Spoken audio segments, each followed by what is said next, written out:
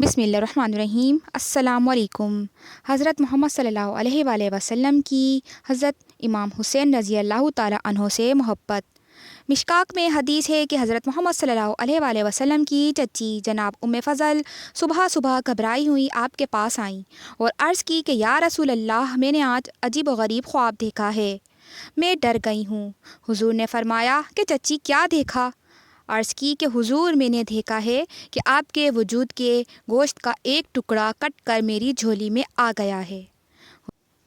تو حضور نبی کریم صلی اللہ علیہ وآلہ وسلم یہ خواب سن کر مسکرائے اور آپ نے فرمایا کہ چچی، یہ پریشانی والا خواب نہیں ہے، یہ تو خوشی والا خواب ہے۔ اللہ فاطمہ کو بیٹا عطا کرے گا اور وہ تیری گود میں کھیلا کرے گا، کیونکہ وہ میرے وجود کا ٹکڑا ہوگا، لہٰذا خواب تجھے آیا ہے۔ امام حسین پیدا ہوئے تو امام حسن کی عمر 11 ماہ تھی، تو نبی پاک صلی اللہ علیہ وسلم نے امام حسین کو جناب ام فضل یعنی اپنی چچی کی گود میں دے دیا کہ فاطمہ کے لیے دونوں بچے سنبھالنا مشکل ہوگا۔ اس طرح وہ خواب پورا ہوا۔ امام حسین سے حضور نبی کریم صلی اللہ علیہ وآلہ وسلم نے بڑا پیار کیا۔ آپ حسین سے بے انتہا محبت فرماتے تھے۔ حضرت ابو ہریرہ رضی اللہ تعالیٰ عنہ کہتے ہیں کہ میں نے دیکھا کہ نبی پاک صلی اللہ علیہ وآلہ وسلم بیٹھے تھے کہ امام حسین حضور سے کہہ رہے ہیں کہ نانا جی اٹھ کے کھڑے ہوں۔ حضور کھڑے ہو گئے تو حسین کہنے لگے کہ نانا، میں نے آپ کے برابر جانا ہے۔ امام حسین کا قد چھوٹا تھا، عمر آپ کی 7.5 سال تھی۔ امام حسین کے کہنے پر نبی پاک کھڑے ہوئے، آپ کے ہاتھ پکڑے اور فرمایا چل پھر ہو جا برابر۔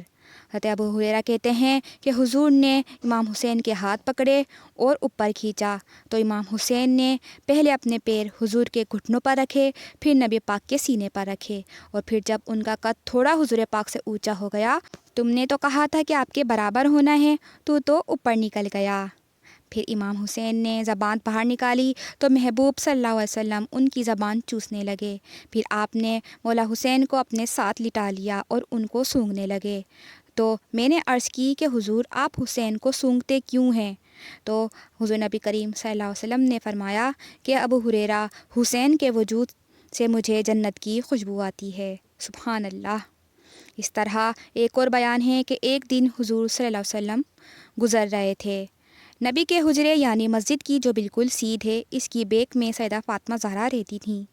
حضور جب نماز کے لیے جاتے تو حضرت فاطمہ کے حجرے کے پاس سے ہو کر دوبارہ محراب میں جاتے تھے۔ ایک دن آپ گزر رہے تھے کہ امام حسین رو رہے تھے۔ حضرت فاطمہ نے کسی بات پر جھڑک دیا تھا۔ نبی پاک نماز کے لیے گئے تو واپس لوٹ آئے اور واپس تشریف لا کے بی بی فاطمہ سے کہا کہ فاطمہ، حسین کو کیا ہوا؟ عرض کی کہ یا رسول اللہ، تنگ کر رہے تھے، میں نے ڈانٹ دیا ہے۔ حضور نبی کریم صلی اللہ علیہ وآلہ وسلم نے فرمایا کہ فاطمہ، حسین کو رونے نہیں دیا کرو، یہ جب روتا ہے تو میرے دل کو تکلیف ہوتی ہے۔ تو بی بی سیدہ فاطمہ کہتی ہیں کہ جب نبی پاک کا حکم آیا تو میں نے پھر ان کو کبھی نہیں ڈانٹا۔ نبی پاک صلی اللہ علیہ وآلہ وسلم نے خود مولا حسین کی تربیت فرمائی۔ نبی پاک نے یہ دعا مانگی تھی کہ یا اللہ، میرے گھر والوں کو زیادہ روزی نہ دینا، انہیں ایک وقت کی روٹی اور ایک وقت کی بھوک دینا۔ کربلا میں جو آپ بھوکے پیاسے رہے ہیں، انہیں عادت تھی فاقہ کرنے کی، ان کو 3 دن وصلی روزے رکھنے کی عادت تھی، انہیں جہاد کی تربیت نبی پاک خود کراتے تھے۔ حضرت بی بی سیدہ فاطمہ کہتی ہیں کہ میں پردے کے پیچھے دیکھ رہی تھی کہ نبی پاک نے امام حسن و حسین سے فرمایا کہ چلو میرے سامنے کشتی لڑو۔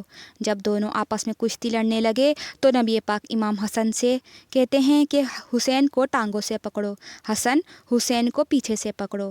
جب نبی پاک امام حسن کو بتا رہے تھے تو سیدہ فاطمہ پیچھے سے بولیں کہ یا رسول اللہ، آپ چھوٹے کو بتا رہے ہیں، آپ بڑے کو بتائیں، بڑا تو پہلے ہی 11 مہینے بڑا ہے، آپ چھوٹے کو بتائیں۔ تو نبی پاک صلی اللہ علیہ وسلم نے فرمایا کہ فاطمہ، تو چپ کر، جو میں دیکھ رہا ہوں تو نہیں دیکھ رہی، ایک کو میں بتا رہا ہوں تو دوسرے کو جبرائیل امین بتا رہے ہیں۔ سبحان اللہ، یہ ہے ہمارے حسین کی شان۔